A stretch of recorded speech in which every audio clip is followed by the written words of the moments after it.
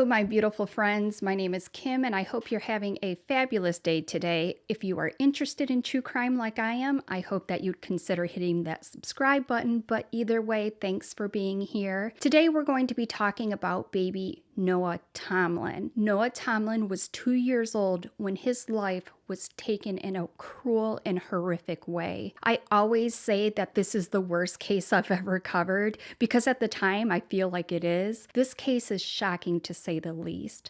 Let's talk about the very sad case of Noah Tomlin. Today we're going to be talking about another very crimey child case. If you are sensitive to said topic, I'll see you in my next one. Just a little update on what's going on with the channel. Next week I'm going to be in Michigan. I'll still be doing one video a week. Don't worry, but my background may change. I'm not immune to family issues. I guess that is why I'm so passionate about spreading awareness. I will continue to say, see something, say something. As corny and obvious as it is, as long as I have a platform, I will keep saying it. But enough about me. Let's talk about what you guys came to hear about, and that is little Noah Tomlin. Noah Tomlin lived in Hampton, Virginia, and was born to his mom, Julia Leanna Tomlin, who was 34 years old in 2019. She had 10 kids. She spent time in jail for child abuse and neglect. This happened 9 years prior to 2019. Julia was 25 at the time, and the dad, both of them were distracted. So Julia set the 1-year-old up on the stove and was taking a picture of another child, and the 1-year-old fell backwards on the stove onto a burner that was on. This caused serious wounds to the 1-year-old. Did they rush to the hospital to get her medical attention for her very serious burns? No. 4 days later, CPS medics and officers arrived at the home to get help for the baby after someone anonymously reported them. The baby was taken to the hospital and got the much needed medical attention. The house was reported to be disgusting, full of clothes and trash everywhere. She was sentenced to 5 years. You guys are not going to believe this, but she spent only 5 months in jail. This was some reduction in jail time. She's reportedly addicted to heroin and had an alcohol dependency. She was diagnosed with bipolar. Additionally, she had ADD and PTSD. It was reported that Noah had been removed from the house for a period of time and lived in foster care, but there's no public information of why he was removed from the house. But nonetheless, he was brought back to Julia. I wish I had more information on how and why she lost custody of Noah, but then he was brought back. But what we do know is Julia's record is not great. She had assault and battery to a family member, which was later dropped, drunken, disorderly, and of course the arrest for the burn situation and child neglect and abuse. Of her 10 children, she only had 3, and who were all under the age of 3. The others were with their grandparents or with their dads. They were just kind of spread out. Father Justin Jones, 36, did not live with Noah and Julia. Justin is a registered sex offender from 2009, so we are off to a good impression with the parents, especially Justin. This case with Justin involved a 14-year-old girl when Justin was 26 years old. He was arrested the day after Noah went missing due to a warrant he had out for him. He was also charged with failing to register, which is a felony itself. Apparently, registering slipped his mind 4 other times as well. He was charged each time and learned nothing. Justin doesn't really play a big part in this story because he really wasn't part of Noah's life. In fact, I don't think he even ever met him. He lived in California and had only moved back to Virginia a couple days before Noah went missing. It's just bad timing for him to return when he did, and it's believed that he had nothing to do with Noah. How we know that Justin is the father is he got a paternity test after Noah went went missing is how he found out that he really indeed was the father. He and Julia dated, but Justin claimed he had broken up with her because of her extensive drug habit. Who says he didn't know he was Noah's dad until it was too late. Had you known that you were the father before this took place, do you think things could have been different? I know they would have been different. By phone Thursday night, the man said he did not want us to publicize his name or show his face because of the comments he's already received online. I got people blaming me for his death, saying I should have been there, I should have done something. Well, how can I do something if I didn't know he was mine? Until the horrific turn of events. He took a paternity test. Oh, I'm beyond angry. So I would have taken full custody away from her. Why is that? Because of her drug use. In my opinion, she should rot beneath the jail. Justin got a lot of hate associated with this case. Even though he wasn't involved, I'm not sure how I feel about that considering his history. Karma? On June 24, 2019, at 11:35 a.m., a report of Noah being missing from their Bayside mobile home to the Hampton, Virginia Police Department by the mother, Julia. Mother, kind of a stretch. Julia, who had 3 of her 10 children living in the home, said that she put Noah to bed around 1 a.m.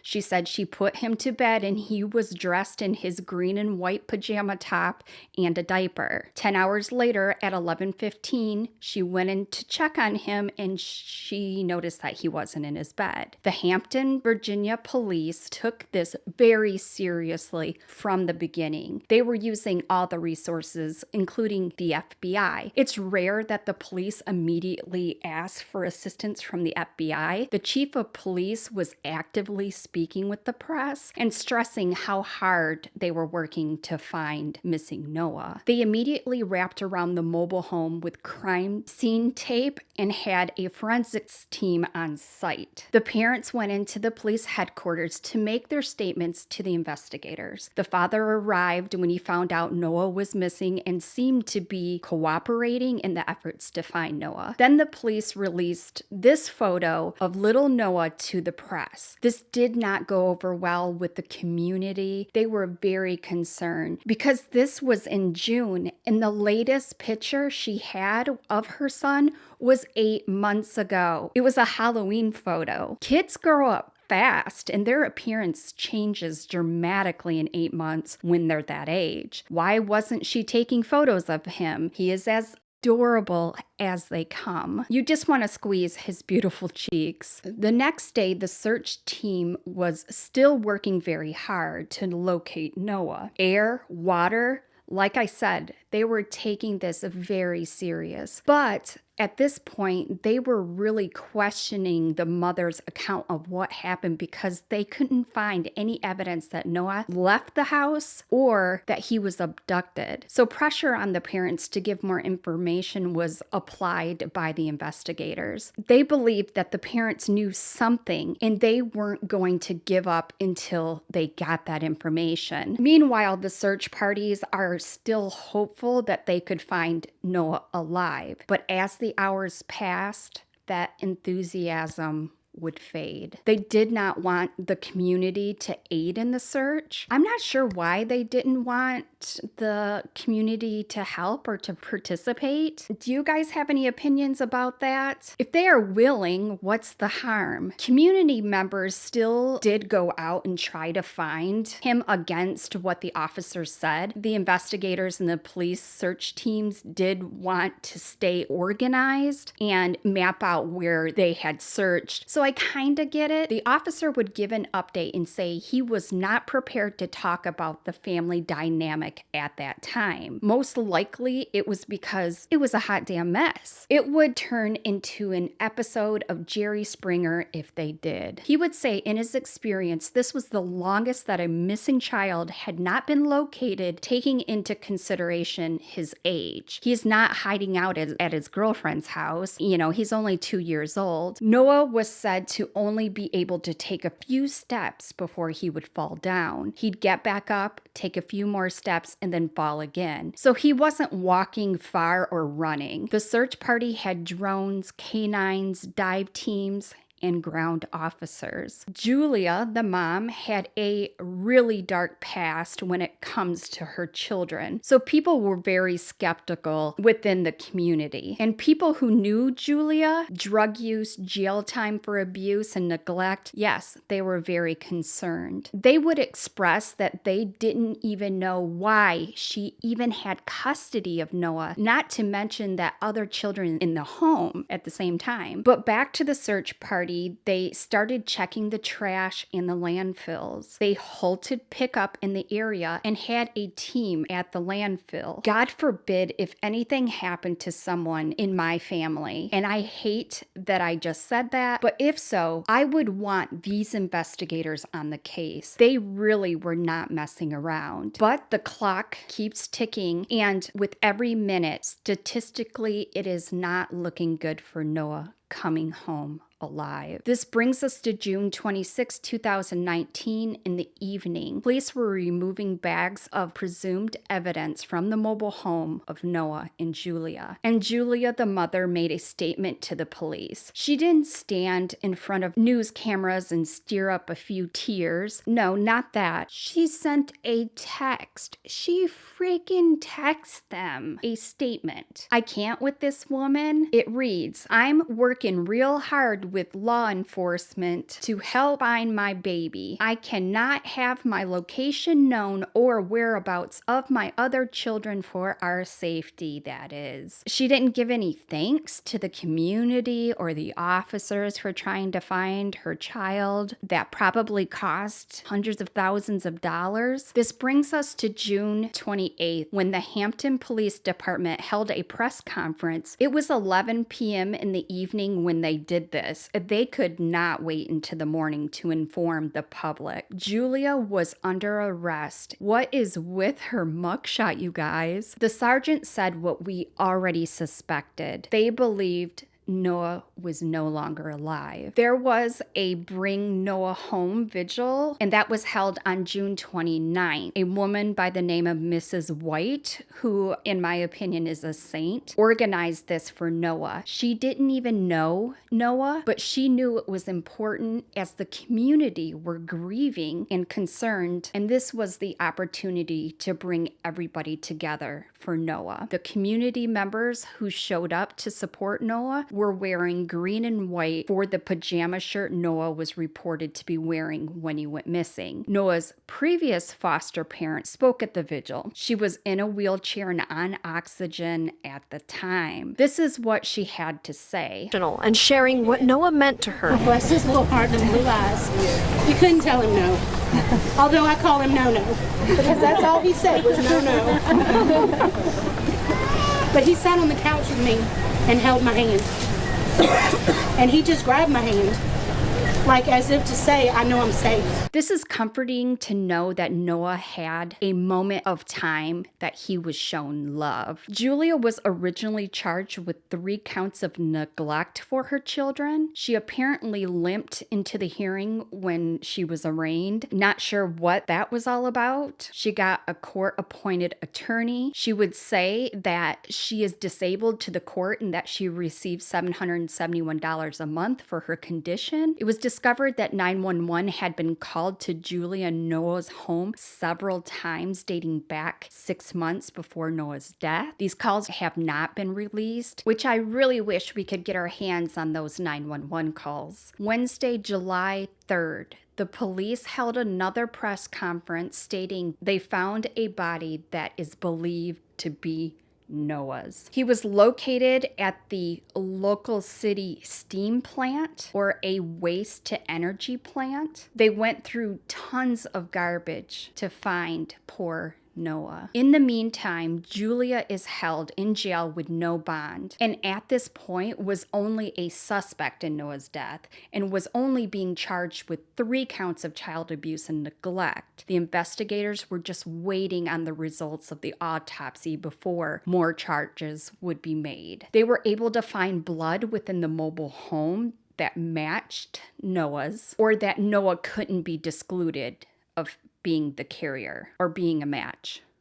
I don't know how that works, but anyway, there was blood on clothes, a polo shirt that was found in the garbage, a toy chest, 2 sets of sheets and blanket, and on the wall had been cleaned up. It was a bloody mess, the prosecutor would say, but it looks like it had been cleaned up, but not cleaned up well enough where they weren't able to find it. The autopsy, the worst part of these cases, the autopsy was released in October and it is awful. Blunt force trauma to the head, battered child syndrome. It appeared he had wounds in different stages of healing. His skull had several fractures, his jaw had fractures, and his ribs had fractures. They said his skull resembled one of someone falling from a several-story building. The investigator would say without a doubt the evidence is showing that Noah Tomlin was tortured. Julia was charged with second-degree murder and disposal of a corpse. It is believed that Julia's friend Timothy Carter helped to dispose of Noah in a dumpster, but at this time, it is believed he didn't know what he was disposing of. On December 9th, in a probable cause hearing, would show that Noah was found in a cardboard box at the waste to steam plant. Also, a witness testified that they brought over some substances for Julia because she said that she was in poor health and she needed to clean up her trailer before CPS was going to do a home visit a couple days later. And the substance was going to help her ease her pain. So one of her kids' dads is the one that brought it over and sold it to her. This guy had a 3-year-old with Julia, and so he came over, sold her some drugs, left so she could do it and watch his son. Sounds like a great parent. So he visited with his son a little bit and then he left. He seen Noah briefly and left. Another friend, Brian, who Julia used to date and who thought that maybe he was the dad of Noah, had made arrangements with Julia to come over and see him. He was going to bring his daughter along as well. But when they arrived, she said he was sleeping. They asked if they could just kind of peek in and see him. And Julia was like, oh, no, you can't do that. This again was 2 days prior to when Julia called 911. While Julia was being interrogated, she was often seen rocking back and forth, or her feet were up in the chair. She couldn't remember much from the weekend other than that her friend brought her some beer and cigarettes. The officer wanted to give Julia a message that they knew more than what she was saying. Remember, Julia called in Noah being missing at 11:30 a.m. on that day, and she said she had woke up at 11:15. Well, there were calls to Tim and also proof that Tim had gone to Walmart to buy some garbage bags and air fresheners. They would find the receipt that Tim made the purchase at Walmart. It's always Walmart in these stories. So with this, Julia started to tell a story. She said that the day that she received the substances, she used some of them. Noah had made a mess in his diapers, so she put him in the bath and must have just passed out, leaving Noah in the bath alone. And when she woke up, she saw that Noah had hit his head and drowned in the bathtub. She said she tried to give him CPR, but it just wasn't working. Of course, she called 911, right? No, she did not call 911. She put him in his bed and closed the door of his room. So this would explain why the friend couldn't peek in the room. But of course, Julia would later take this statement back, and she would say that the only reason she said this was because she was trying to make a point. A point to who and why? She would never explain who she was making a point to. I don't know if she wasn't taking it serious, but she's trying to make a point when her son is missing. What is proven was after some time, Julia puts Noah's body in a Huggies box, wrapped the box in 3 black garbage bags, because that's how he was found. I think she did it immediately, but she said she put him in his bed, so we don't really know what is the truth. I guess it really doesn't matter. It's just a hole in her story. So then she asked him, her friend, to get rid of the box for her, stating it was just garbage. I can only think that's exactly how much she cared. To sum it up in one sentence, it's just garbage. Julia was indicted by a grand jury for 6 counts, 4 being added from what she was already charged, and that was 2nd degree, and she also got concealing. This was added to the charges of 3 counts of child neglect and abuse for Noah, based on the autopsy. Julia Tomlin, after passing the competency evaluation, pled guilty. This was just a few months ago in December of 2021. She pled guilty to 2nd degree murder and concealing of Noah's body. And when she's sentenced, she could face up to 55 years in prison. Her sentencing will be in March, which is next month. I'll leave a pinned comment what she receives after the sentencing. I'm super surprised she pled guilty, but she does. The evidence is overwhelming, so I guess it's not a surprise, but you'll never believe what happens. So Julia pled guilty, right? It's a done deal. And Julia's sister says that she gets on the news and she says that Noah was clumsy and hit his head often. She said this to reporters, called a press conference to get them all there so she could have this interview. You guys listen to it for yourself. Because I've witnessed Noah bashing his head into the crib. He has spectral autism, and he would throw himself in the furniture. He would hit, every time he went to bed, he would hit his head and hit part of himself into the side of the crib. And the reason why she stopped, the last time she saw him was at 1:30 in the morning, is because she started holding him at night so that he would stop. Because the doctor said they couldn't do anything until he was old enough to be tested for it. She didn't know what to do. And I know Tim Cartwell. He was every bit of full of the capacity for evil that you could imagine. So you're blaming him instead of your No, sister? I'm saying that it was an accident. So even despite all the blood and evidence that was found inside the home? I believe that what happened was she passed out from the heroin after putting him to bed. And that she didn't wake up in time. And he tried to crawl out of the crib and fell onto the toy chest that was next to the crib. And what happened was Sammy came in, and that's how it got on his shirt. That's how it got on the side of her, on her wall. Okay. Thank you, Teresa, for your We're argumentative, but she pleaded guilty. Yeah, wait, go back. She pleaded guilty. So I'm not trying to be argumentative. I don't know what Tim has on her. I don't know. But who has on her? What Tim has on her. Tim Carter. Tim was like in love with her as in a lord and master type. But he took care of her when she needed him. But excuse me, but you're doing the grocery shopping with her? How the frick does she have 20 pounds of rotted meat in her freezer with 2 toddlers and an infant? Be damned. Yeah, but she pleaded guilty, so how... Well, excuse me, but I don't care. Maybe some people are just afraid. She's so terrified because the whole nation is after her. I had to change my name for 3 months. I know the truth, and they wouldn't let me give it. They wouldn't let me tell them what happened. The police wouldn't listen. The private investigator wouldn't listen. None of her attorneys would listen. Every time I talked to one of her attorneys, they changed her freaking attorney. Every time, within a week of me talking to them, they changed her attorney. Tyrone Jackson wouldn't even freaking talk to me until I called you guys. They talked to me for less than 2 minutes. Still wouldn't listen to what I had to say. It's unconstitutional. Not to mention that because of them not wanting me to testify, it wasn't a speedy freaking trial, was it? Sure as hell wasn't fair.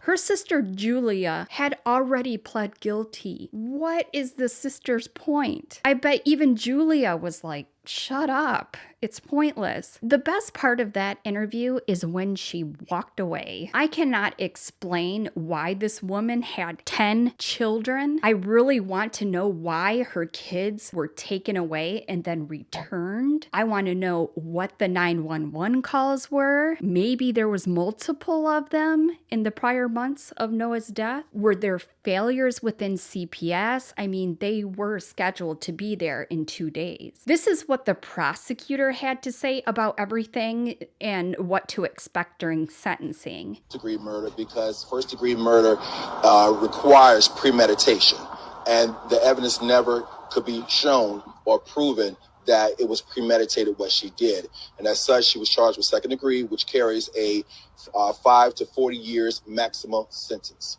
and we're going to be asking for the maximum sentence for what she did. Can you talk about the charges that were no cross, just to clarify what happened there? Yes. So she was also charged with 3 counts of abuse and neglect because she was, according to her statement, high on heroin when this incident took place. And as such, she was initially charged with that. However, upon further research and looking into the case law does not support a conviction for that charge based on just a parent being intoxicated or high or under the influence. And so I couldn't go forth on that even if I was trying the case. So those charges were going away regardless, because this community mourned and is still mourning the loss of Noah. This community, if you remember, were out for days, all over a week, scouring this city looking for him. We had neighbors, strangers, people coming from out of state coming here looking for this 2-year-old. And to find out that all along, this 2-year-old had died horrifically at the hands of the mother, who had given a story that the child had drowned and that we were all looking for this child. And this child is in a steam plant. And if you remember, that was one of the hottest summers that we had ever experienced. And so the body was decomposing at the very time that everybody's looking, hoping this child's going to be alive. And the child is gone. And so I can't really say that it brings complete closure. In your statement, you mentioned a man named Tim who helped dispose of the body. What's going to happen to him? Will he face any charges? So we've always been looking how to kind of close in on charges for him, because one of the things that Ms. Tomlin did is she was very adamant in her statement that he did not know what was in the package. And so that alone gives sufficient reasonable doubt that he could be found guilty of those charges. So what we've always done is we've secretly looked to see if we could corroborate something outside of that statement to prove or disprove what she said.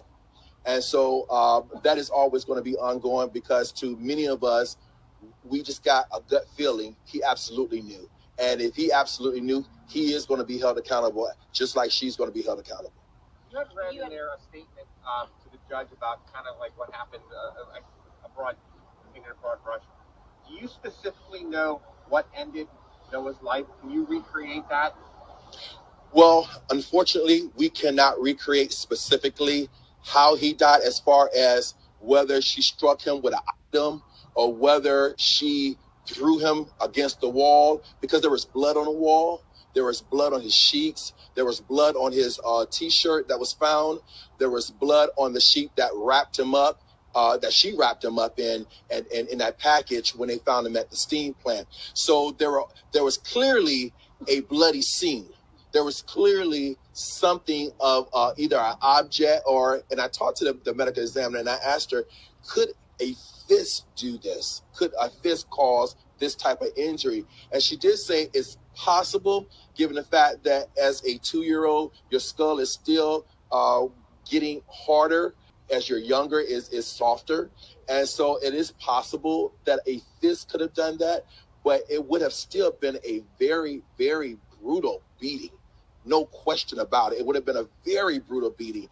As I read in the statement, the medical examiner once said to me, as we were discussing this case, in the beginning, she said the injuries were likened to someone falling several stories from a building. So we're talking about extreme abuse here. So then a follow-up question to that is, what was Noah's life like for 2 years? You had an anthropologist, scientist come in and say that he was not treated well for 2 years. So what was his life like from that perspective? Well, we can only imagine based upon the science, because none of us were there. So we can only kind of put the pieces together. What we do know, based on the science, is that there were healed injuries of fractures to his skull. What we do know is that part of his cause of death was child battered syndrome, which showed a combination of injuries, a combination of fractures, a combination of abuse. So we do know over the course of that short 2-year period of time, this child went through hell. The citizens wanted to see a trial because they wanted to see individuals come in one behind the other to close the gate behind her to show her culpability for what she did. What are the next steps? I know you all scheduled a date for the sentencing. That is correct. So we are scheduled for a sentencing in March. And at that time, I get the opportunity to put on evidence that show aggravation.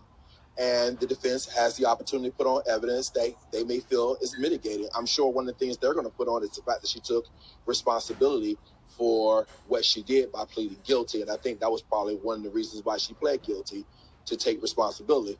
However, I believe the aggravating factors are going to far outweigh any mitigating circumstances that could have potentially existed. We plan to put on evidence concerning the medical examiner. I plan to put on evidence of prior charges that she was convicted of in Newport News some 10 years ago or 12 years ago now. And so we plan to, it's going to be a full sentencing hearing. It's not going to be some short and sweet. It will be a full sentencing hearing. I have another quick question for you. I mean, we're talking about the prior charges and everything. I feel like the bigger story here is almost a system that failed this child. I mean, Child Protective Services was called. You know, he was still, in her care, and he could still be alive today, potentially, if someone had done something sooner. No question. The system failed the child. No question whatsoever. And in fact, I had a discussion over email with a citizen who was just irate about just what took place to this child and about the system. And what I had to remind her is I am tasked and responsible for prosecuting individuals who break the law, but I'm not, unfortunately, tasked with custody hearings. That is not my bandwidth. And so, unfortunately, I can't speak to it because I don't know what happened. I can only say that she should never have had possession of that child. Somebody dropped the ball. So the story of the bathtub was totally false. You don't believe he was taking a bath, he hit his head, nothing about that was true. I absolutely do not believe that he died in the bathtub. I absolutely believe that he died brutally. As I stated in the summary of the facts, there was blood splatter on the wall. So somehow his blood got on the wall of that residence. There was blood on the sheets, on 2 sets of sheets. Somehow it was a bloody scene. And she was able to clean up the bloody scene, but was not able to clean it up well enough for her not to be caught with some of the evidence that corroborated the fact that he absolutely did not drown in a bathtub. I have so many questions. Hopefully this information will be released and I can do an update video if it warrants it. But I can say without a doubt, I feel Julia is right where she needs to be. I hope that all of her remaining children are safe wherever they are and find comfort that Julia cannot hurt them physically again. Noah was taken so young and from the sounds of it was tortured for most of his life. I'm glad his torture isn't continuing, but of course, sad. His relief only happened in death. As in many cases, Noah's death is not in vain. He saved his brother and sister from the home of Julia, a drug-addicted abuser. Let's leave a green heart for Noah to remember his life and to send some love to his 9 brothers and sisters who may stumble across this video one day. Thanks to all my channel members who continue to support me. Their names are on the screen. If you would like early access to new videos and decide the cases that I cover next, you can do so by clicking the join button from your desktop, or there is a video in the description box on how to do it from a phone. Well, if you guys made it to the end, you guys are rock stars and I love you to death. There are more true crime videos in my Crimey Stories playlist for you to check out. And remember, if you see something, say something, and I'll see you in my next one. Bye.